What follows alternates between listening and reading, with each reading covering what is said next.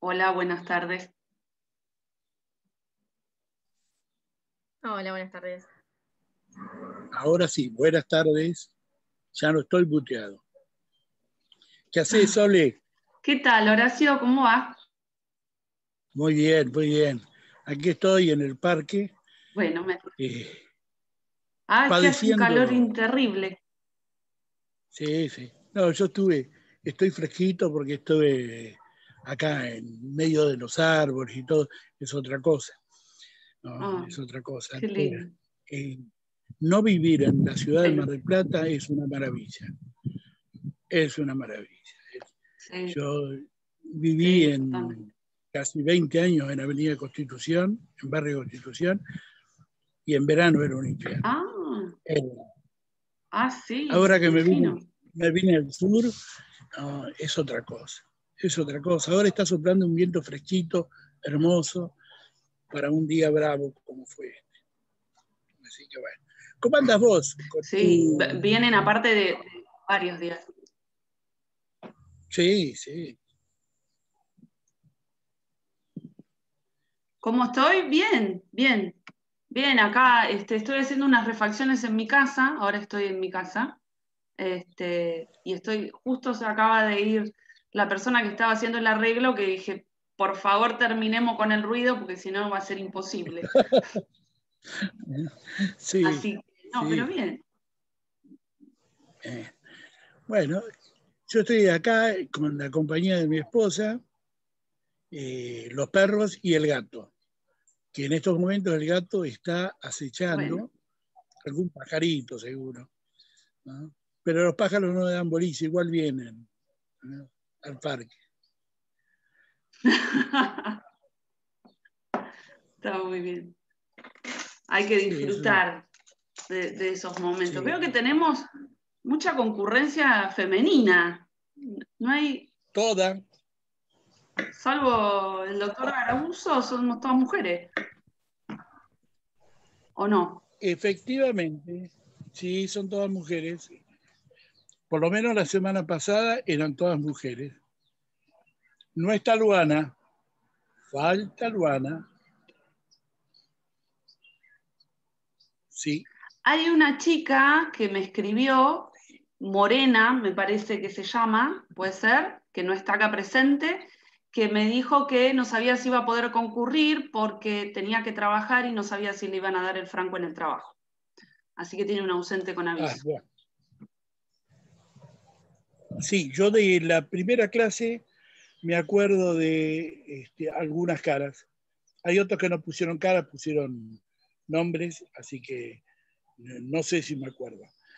Y sí, me acuerdo que falta una chica que se llama Luana. Luana, que es el nombre que me encanta, que quiere decir la que va a la luna o que vive en la luna. Es un nombre precioso. Y me quedó grabado. Me quedó grabado. Después tenés Sofía, que quiere decir sabiduría. Ahí está Sofía. Sí. Sí, hermoso Después nombre. está, sí, mi nieta se iba a llamar Sofía, pero el papá, obviamente es el que tiene más derecho, le puso Lucía Sofía. Y sí, le dio el gusto al abuelo de que se llamara y le dice Sofía. Lucía. Pero, y fíjate vos lo que quiere decir la traducción. Pobre nena, está condenada. Luz de sabiduría, quiere decir Lucía Sofía. Así que la pobre está condenada por los nombres. Por los nombres, sí. Bueno, son las 7. ¿Les parece que empecemos? ¿Sí? Bueno, primero vamos a... Yo, si las chicas están de acuerdo. Sí. Sí, perfecta. Muy bien. Entonces, lo primero es, atiendo a las dudas que puedan haber tenido de los módulos 1, 2 y 7. Luego, cuando terminamos, sigue con los módulos 3 y 4, la profesora María Soledad Morea, a la cual le van a poder hacer las preguntas que ustedes consideren necesarias. ¿Ok? Vamos con la primera. 1, 2 y 7. Si no, les hago una breve charla sobre 2 o 3 cosas, pero sería bueno que, si tienen dudas, que me las planteen.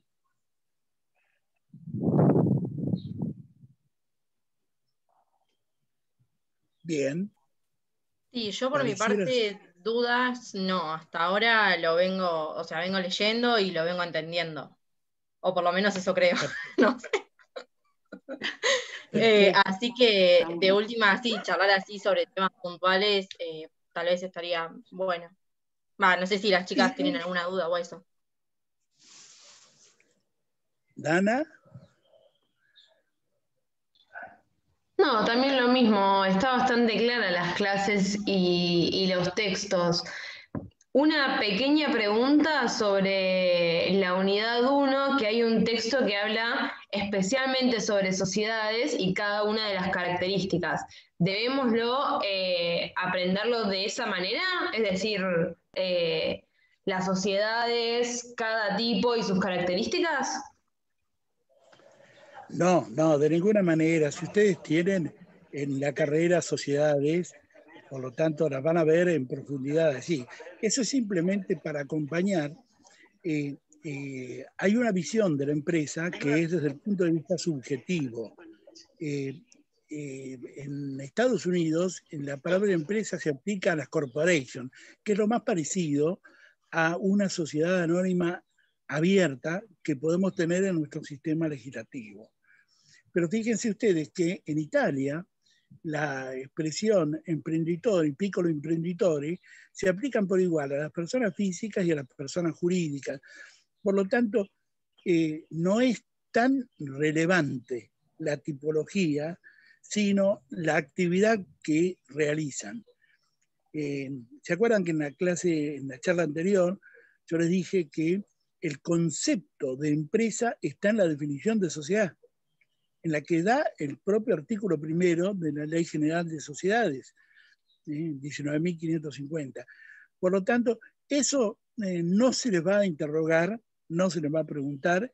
Sí le preguntamos a los alumnos de económicas este tema, porque los alumnos de económicas en la carrera, esta materia también existe en la Facultad de Económica, pero en la carrera de economista ellos no tienen sociedades. Entonces, ahí sí le poníamos un poco de énfasis, pero ustedes tienen sociedades.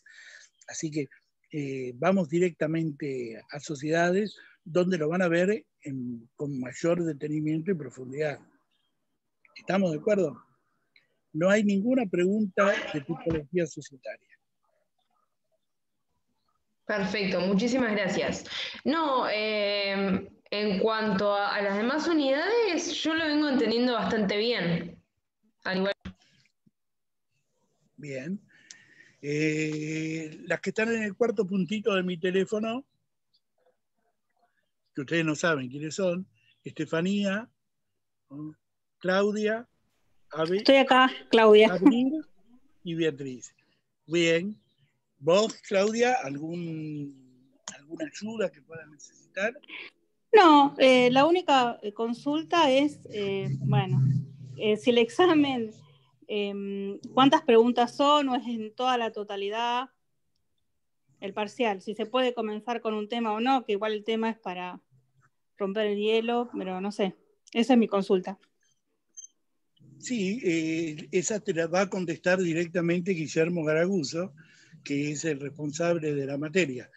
Yo soy un anciano jubilado que ya no toma examen ni participa de ese momento espantoso que es el de las evaluaciones. Así que eso le preguntan a Guille, deben tener el correo de él. Si no tienen el correo de él, le transmito a él la pregunta. Pero yo creo que son, por las preguntas que yo conozco, son fuertemente conceptuales. Así que no son preguntas de lo pequeñito, sino que son preguntas de lo grande. No te vamos a preguntar qué distingue una empresa de servicios privados de servicios públicos. Eso no te lo vamos a preguntar. Pero sí te podemos llegar a preguntar qué es lo que caracteriza a la empresa de servicios. Generalmente la prestación de un bien inmaterial, pero sí un bien necesariamente valioso. Por ejemplo, servicio de energía, luz eléctrica, gas, agua, los que sean, ¿no? Y ahí te mencioné prestación de servicios públicos, como sucede ahora con la telefonía que estoy usando yo para comunicarme con ustedes, que también ha sido declarada servicio público y esencial. Bueno, si tenés que analizar las diferencias, tenés que tener una base de derecho administrativo. Lo van a ver en derecho administrativo, que también lo tienen en su carrera. Para los economistas y los administradores de empresas, se les explicaba muy livianamente en esta materia, porque ellos no tienen derecho administrativo, pero ustedes también tienen derecho administrativo. Entonces, no le vamos a redundar en temas que son una materia. ¿Está claro? Sí, muchas gracias. No hay de qué. Bien, yo les podría, voy a volver a la pantallita. Ahí está. En la pantalla que estoy con, en mi teléfono estamos arriba, María Soledad y yo.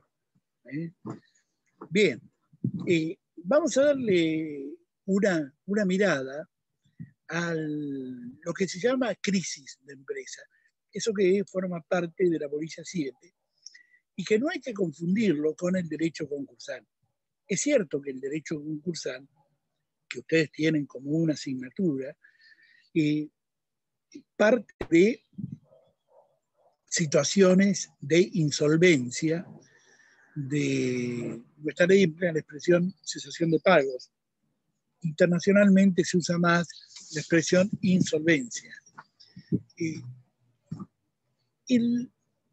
Hay una gran diferencia entre la crisis con la crisis que produce insolvencia o con la crisis producida por la insolvencia. No es lo mismo.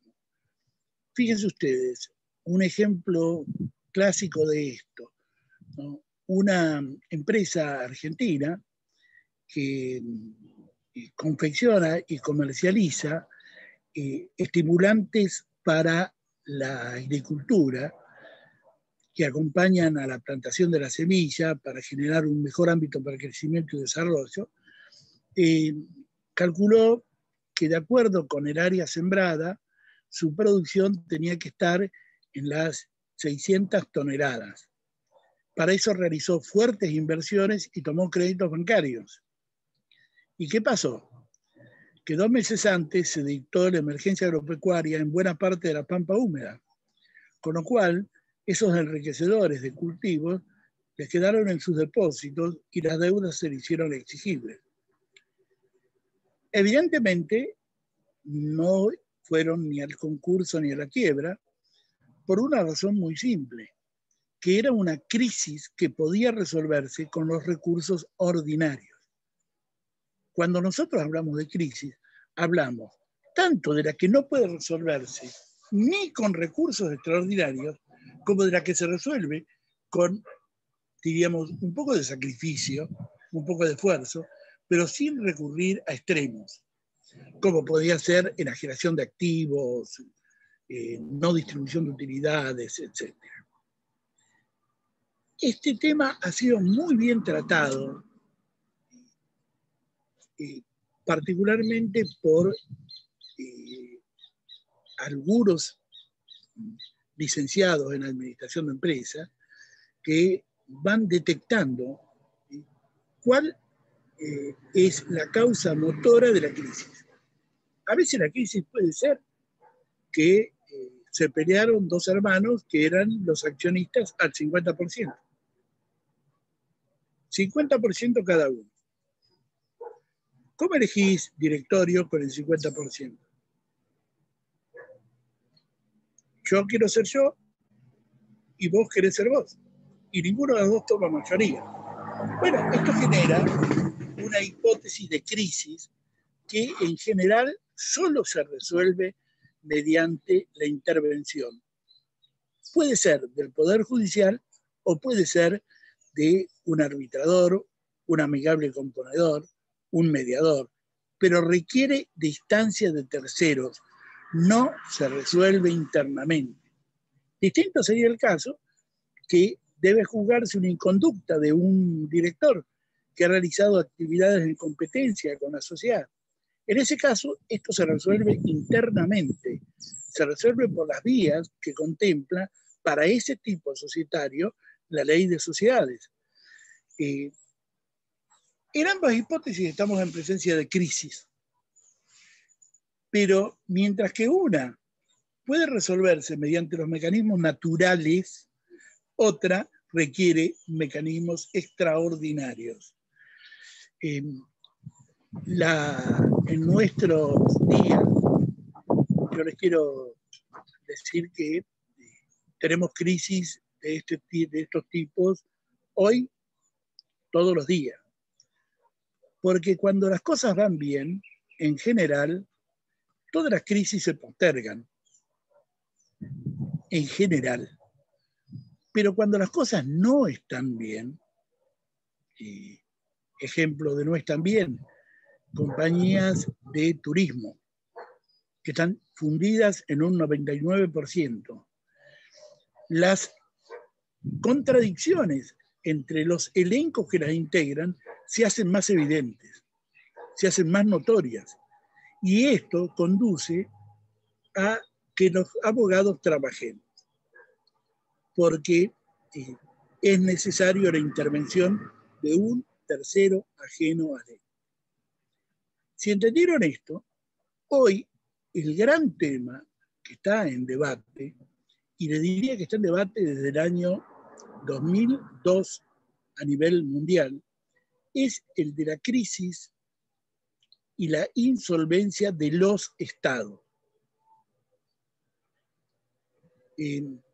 Nosotros tenemos un sistema de derecho administrativo que no admite que un estado pueda realizar un concurso de acreedores. Nuestro sistema jurídico lo tiene vedado hasta para las municipalidades. Les aclaro que no ocurre eso en todo el mundo. En Estados Unidos las municipalidades se concursan y quiebran. No pueden quebrar los estados federales ni el Estado federal, pero sí las municipalidades. Bueno, en nuestro país, los sujetos de derecho público por declaración del Código Civil y Comercial, Estado Nacional, provinciales y municipales, están ajenos a la posibilidad de el fracaso. Si no pueden pagar, tienen igualmente, conservan igualmente en plenitud sus derechos y pueden tomar tiempo. Esto que nosotros hemos sido un país que en este tema, entre los años 2002 y 2006, fijamos un precedente mundial. Fíjense que lo que se llamó el proyecto de Bolivia, que trató Naciones Unidas y que aprobó Naciones Unidas, es el que establece que en caso de que un Estado no pueda hacer frente a las obligaciones y que los recursos ordinarios hayan fracasado, puede efectuar propuestas. Y esas propuestas, si son aprobadas por una mayoría significativa, en el caso argentino fue del 75% por la primera ley y en el 66% en la segunda, ahora se considera que esa solución es obligatoria para todos. Si esto hubiera sucedido, si esta convención hubiera estado en vigencia cuando comenzó el caso argentino, la crisis, ¿no?, por la insolvencia del Estado Nacional y de la provincia de Mendoza, que también estuvo insolvente, bien, si hubiera estado vigente esta convención, no hubiera habido fondos buitres reclamando diferencias.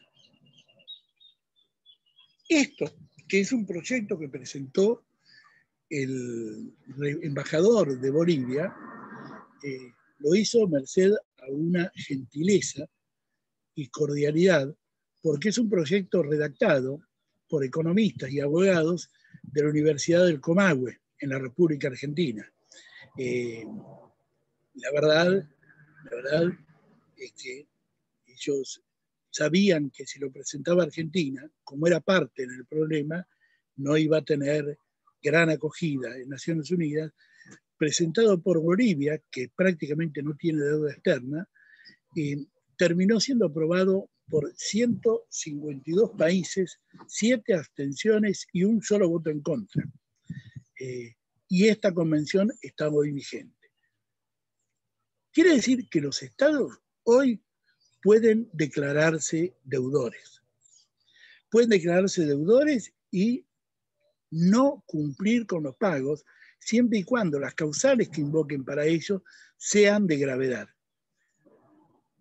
Esto es parte de la doctrina argentina, se conoce así mundialmente como doctrina argentina. Siempre nuestro país ha sido de vanguardia en la formulación de la insolvencia de los estados.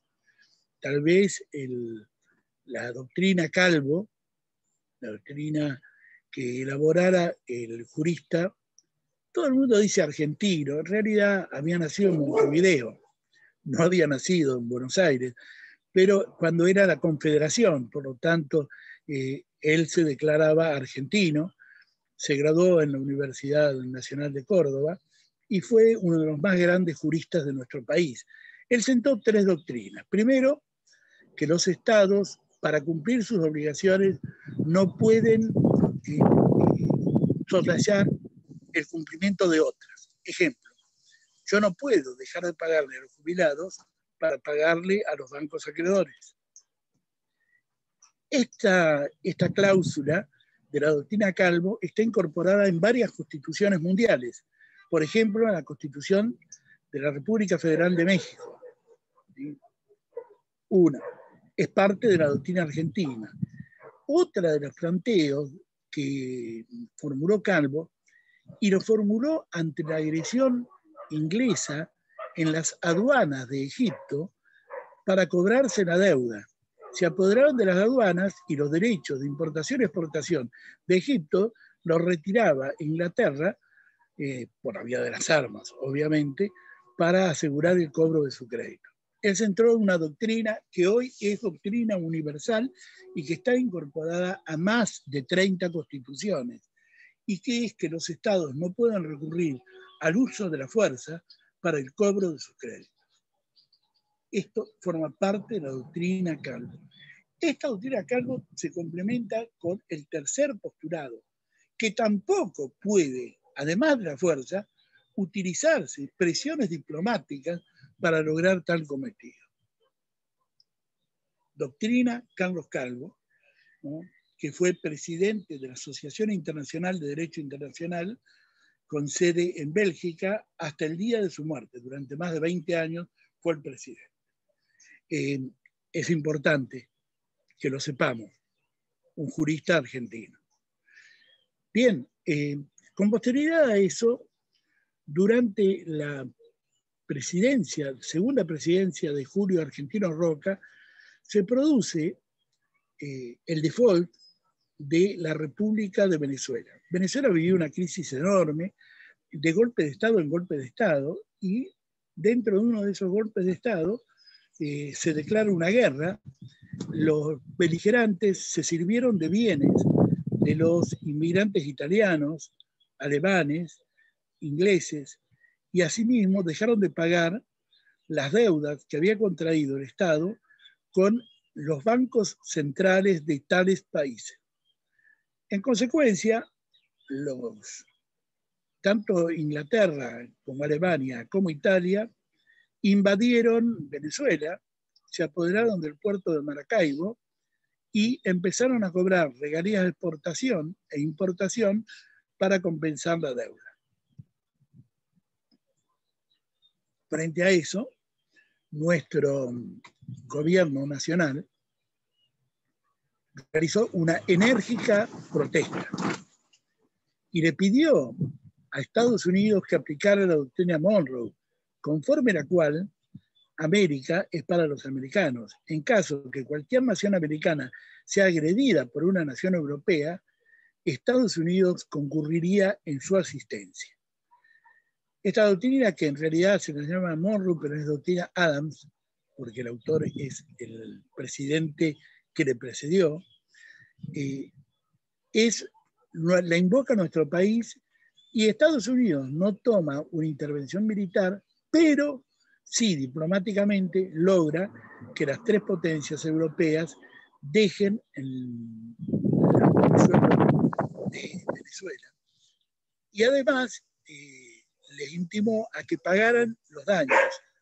Habían hundido a 2 buques de guerra venezolanos y a varios buques mercantes para evitar toda maniobra defensiva de parte de Venezuela.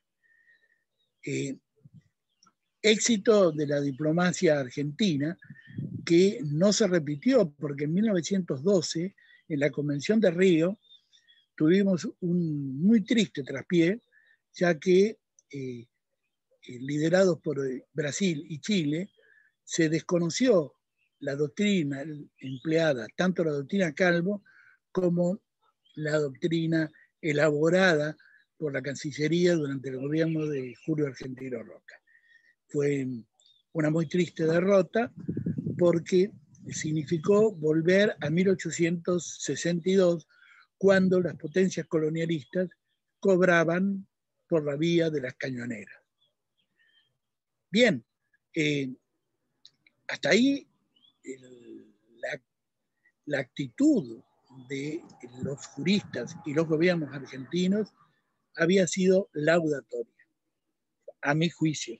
Así lo pongo en mi libro, El caso argentino, donde sinceramente le reconozco la contradicción que supone en mí tener que hablar también de la presidencia de Julio Argentino Roca, después de lo que lo he denostado toda mi vida por la masacre y el genocidio de los aborígenes de nuestra Patagonia.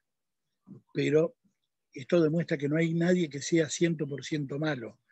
Su política en defensa de la hermana nación bolivariana verdaderamente es digna de encomio.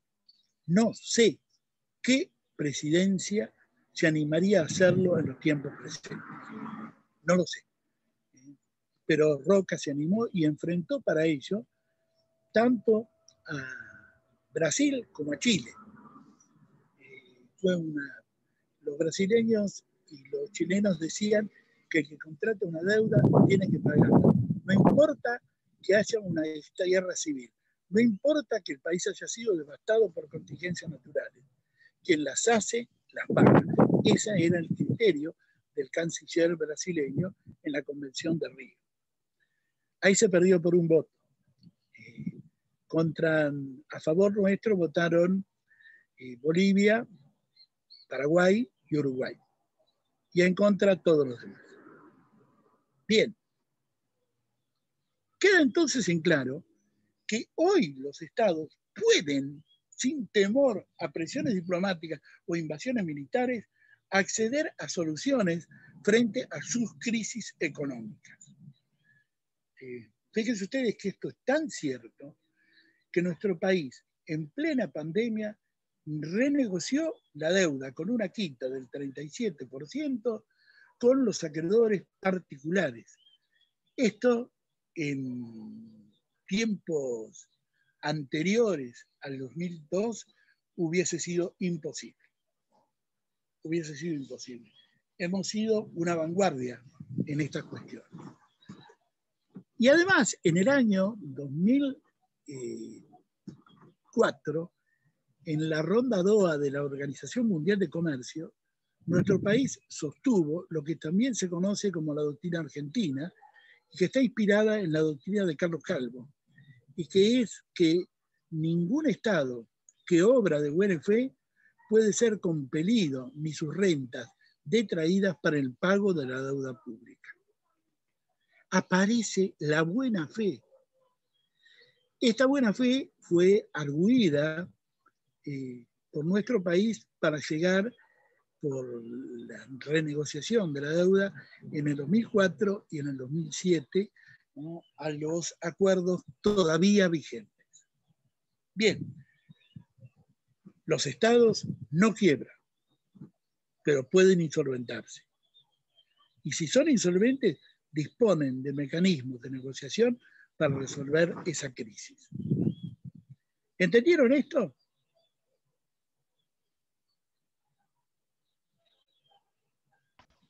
Perfecto, profe. Sí, perfecto. Bueno, esto es muy importante. Si ustedes quieren investigar sobre este tema, hay varios trabajos publicados en nuestro país sobre el tema. Yo, por supuesto, Caridad Bien Entendida comienza por casa, les recomiendo el libro El Caso Argentino. El Caso Argentino, que está publicado por Ediciones Suárez, que si lo piden en apuntes, ahí va a estar, que es la verdad que tuve mala suerte con ese libro, muy mala suerte, porque yo lo presenté 3 días antes que volviera la fragata que estuvo embargada, ¿no?, en puertos africanos. Y lo llevaron a la feria de libros que había en la base naval acá.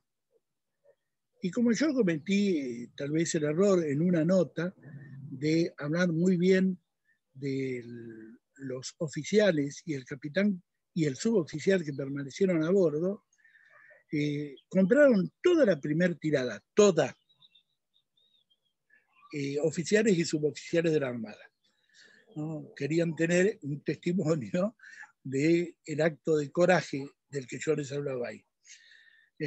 Tuvo que hacerse una reedición, ¿no? Y tuve la dicha de que fuera presentado en un programa de televisión como la interpretación de la crisis de los estados y cómo ésta se resuelve. Por supuesto,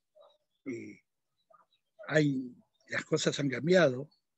En ese entonces no estaba la Convención de Naciones Unidas, ahora está. En ese entonces no teníamos fondos buitres. Ahora los fondos buitres son inoperantes y hay mayorías, con lo cual les diría de que ha cambiado en un 99%.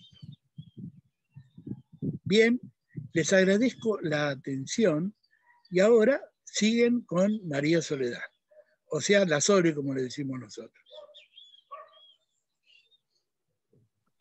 Gracias. Bueno, chicas, no sé si tienen alguna duda. Vamos a hacer el mismo procedimiento que hizo el doctor Garabuso. Primero las consultas y después, si ustedes no tienen ninguna consulta o habiendo evacuadas las que tengan, les hago un paneo general y quizás algunas recomendaciones al momento de la lectura del material. Las escucho. Y yo tengo una consulta. Respecto del ciclo de vida, había 4, digamos, como 4 etapas, pero en digamos, introducción, crecimiento, madurez y después declive. Pero en un apunte también aparecía como que eran 5 y se sumaba la saturación. Al momento de estudiarlo, ¿incluimos la quinta o la quinta no es tan relevante como para incluirla? O para algunos autores sí y para otros no. No, porque incluso, mira, hay otros autores que hablan también de 5 y hablan de una etapa previa al ciclo de vida del producto, que es la etapa de lo que es la investigación y el desarrollo de ese producto, ¿sí? Porque en realidad, cuando vos tenés una idea de negocio y cuando vas a introducir un producto en el mercado, vos tenés una etapa previa, que es la investigación y desarrollo, después tenés estas 4 etapas que mencionaste vos, que es la de introducción, bien, crecimiento, madurez y declive, o de crecimiento, la saturación, olvídate porque nosotros nos centramos en estas 4 etapas que vos mencionaste al principio, que son las comunes para todos los autores, ¿sí? Y que son las etapas en ese ciclo de vida del producto. Vamos a hacer una aclaración, ya que estamos hablando de ciclo de vida, que cuando hablamos de ciclo de vida de producto, estamos hablando de producto en términos genéricos, ¿sí? Supónganse, no estamos hablando de un producto de una empresa puntual, ¿sí? Estamos hablando de, no sé, los celulares analógicos, o los smartphones, o los televisores LCD, que ahora están en una etapa de crecimiento, ¿sí? Ya pasaron su etapa de madurez, porque están siendo desplazados por una nueva tecnología, que son los Smart TV. Siempre cuando uno estudia lo que es el ciclo de vida de producto, se habla de productos en términos generales. Lo que le sirve a la empresa esa información de esas 4 etapas principales por las que va a pasar un producto, es para tomar decisiones en cuanto a cómo va a establecer los precios, más allá de sus decisiones que tengan que ver con las estructuras de costos que tenga la empresa, cómo va a ser la promoción, cuál es la finalidad de la promoción del producto, porque si ustedes vieron en el apunte, dice, en una etapa de introducción, la promoción tiene una finalidad determinada, que es la de dar conocimiento al mercado consumidor de cuáles son las necesidades que va a cubrir ese producto, ¿sí? Porque en una etapa de introducción, ¿sí? Incluso también en la de crecimiento, el mercado consumidor no conoce, al principio no conoce nada, y después conoce, pero en poca medida, cuál es la necesidad que va a cubrir ese producto en el mercado. Cuando digo producto me refiero también al servicio. ¿Mm? Así que para eso es importante conocer el ciclo de vida del producto que nosotros estamos queriendo comercializar. Bien, ¿cuál es la finalidad de conocer la etapa en la que se encuentra para tomar decisiones en cuanto a cómo es la distribución, la promoción, cómo vamos a fijar el precio y demás? Ahí, doctor, perdón, chicas, hay alguien que está haciendo preguntas en el chat de lo que dijo el doctor Garauzo. Ah, pero ahí lo veo que está... No dije nada. Sí, eso, ya me lo respondió. Gracias. Ya le contesté a Dana. Bien. Muchas gracias, doctor. Muy bien. Gracias, Bien. Ahí ya me quedó claro. No. Porque cuando lo estaba leyendo me había surgido esa duda y digo, bueno, aprovecho la clase de consulta para preguntarle y bueno, pero bueno, gracias. No, está bien. Vos siempre centrate en esas 4 etapas, porque vas a ver que hay muchos autores que trabajan el tema del ciclo de vida del producto y las que vas a ver coincidentes en casi todas las lecturas son esas 4 etapas principales, ¿sí? Después, a ver, estos 2 módulos, me adelanto un poco antes de que me sigan haciendo preguntas, estos 2 módulos, el módulo 3 como el módulo 4, son módulos que quizás tienen conceptos no tan jurídicos, que a nosotros nos acercan a nociones que tienen que ver más con la administración de la empresa, y quizás podríamos trabajarlos con más profundidad, pero bueno, el tiempo es el que hay, y es un acercamiento que ustedes van a tener a determinados conceptos de la administración que los van a ayudar el día de mañana, esto entiendo yo, a poder sentarse en un equipo interdisciplinario, ¿sí? Si ustedes van a hacer un asesoramiento integral con otros profesionales, ¿sí? Y poder entender un poco también, manejar el lenguaje que tiene un administrador, ¿sí? Que va a gestionar una empresa y poder compartir con él un lenguaje. Un poco esa está la finalidad de estos conocimientos. No sé, chicas, si alguien más tiene alguna pregunta.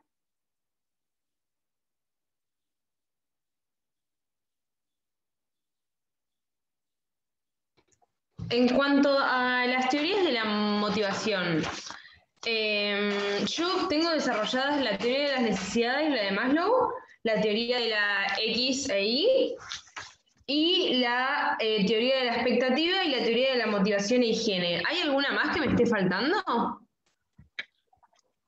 No, de las que yo puse en el material no. En realidad, lo que tiene que ver con la motivación, ¿sí? Del personal, ustedes, ese material de lectura está vinculado con el tema de lo que es la gestión de los recursos humanos, ¿sí? Hay muchos aspectos que tienen que ver con la gestión de los recursos humanos, por ejemplo, con el tema de cómo se solucionan los conflictos dentro de las organizaciones con respecto a los recursos humanos, cómo es el aprendizaje, cómo son las percepciones. La motivación es uno de esos aspectos, es decir, cómo nosotros dentro de la empresa logramos que el personal, ¿sí?, sea más eficaz y más eficiente. Les puse 4 teorías, que son teorías clásicas sobre la motivación, que por hoy se siguen estudiando. De hecho, por ejemplo, si el día de mañana a ustedes les interesa y quieren estudiar algo relacionado con el marketing, la teoría de la pirámide de las necesidades de Maslow también se puede aplicar para estudiar el comportamiento de los consumidores al momento, por ejemplo, de realizar o tomar una decisión para la compra de un producto. O sea, que son teorías que les van a servir para poder aplicar otra cosa, para poder ver otra cosa. Les puse esas 4 porque son las que en general se estudian en las materias que tienen que ver con el principio de la administración, pero hay más teorías. Si ustedes en algún momento quieren ampliar, hay otras teorías, hay teorías modernas, pero como que es mucho materia. Pero esas son así como las seleccionadas porque son las más estudiadas. Igualmente también son duramente criticadas todas las teorías de la motivación, ¿no? Totalmente, porque pensá que no son ciencias exactas, ¿sí? Son ciencias sociales, es una ciencia social, y un teórico desarrolla un modelo, ¿sí?, que se va a aplicar para decir, bueno, la teoría de la higiene y la seguridad de Herzberg, que habla sobre, que dice, bueno, para él hay algunas variables, algunos factores que son meramente motivacionales, ¿sí?, y otros que tienen que ver con la seguridad, que esos no determinarían una motivación. Es decir, por ejemplo, que vos tengas un trabajo estable, o sea, vos tengas la tranquilidad de que vas a conservar tu puesto de trabajo, no es algo motivacional para el trabajador.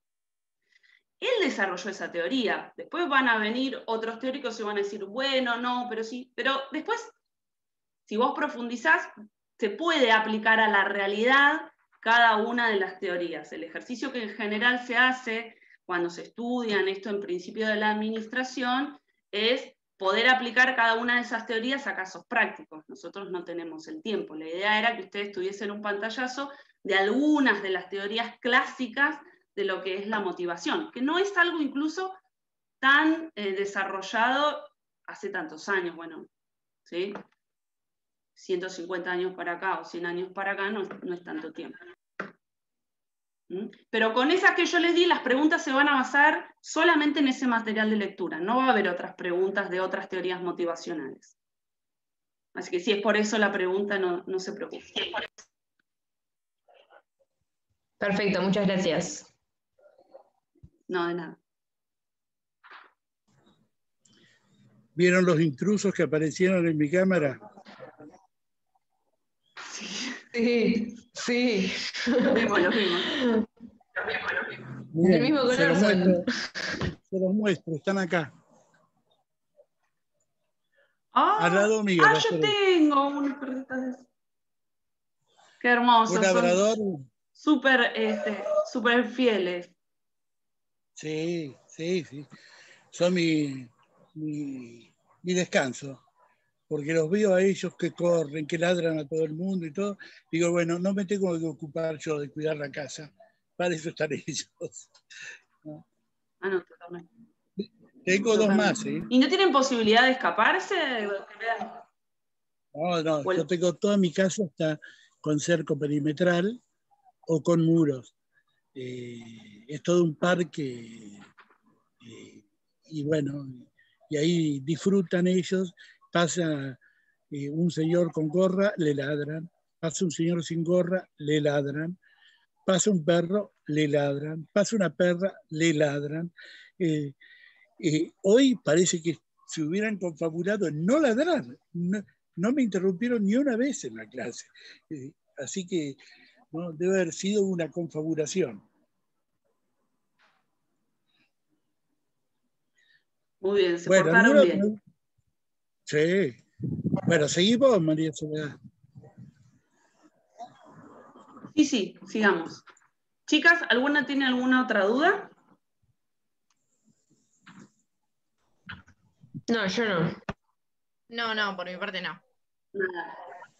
Bueno, llegaron a ver los apuntes que tienen que ver con... Vieron que ustedes tienen... Bueno, esperen, vamos a hacer una cosa. Les voy a hacer entonces unas aclaraciones sobre cómo está el material para que a ustedes les sirva incluso de orientación al momento de leerlo. Seguramente ya lo tienen leído, no por eso está en la clase de consulta. Pero a ver si puedo colaborar con esto. Sí, Horacio. Bueno, yo los dejo, sigan ustedes, ¿no? Yo voy a prender el fuego porque esta noche me toca hacer un asado. Dale. Así que bueno, éxito. Bueno, me tenés que dejar como anfitriona. Creo que el anfitrión yo no soy. Yo creo que no lo soy. Ah, ¿no? Ah, bueno, listo entonces. Sí, sos vos, pero igualmente no pasa nada. Cuando se va, se pasa el anfitrión a otra persona. Así que no hay problema. Bueno, listo. Muchas gracias. Nos arreglamos entre nosotras, así que. Claro. Para que salga lindo el asado. Nosotras. Todo el mundo femenino. Nosotras. Totalmente.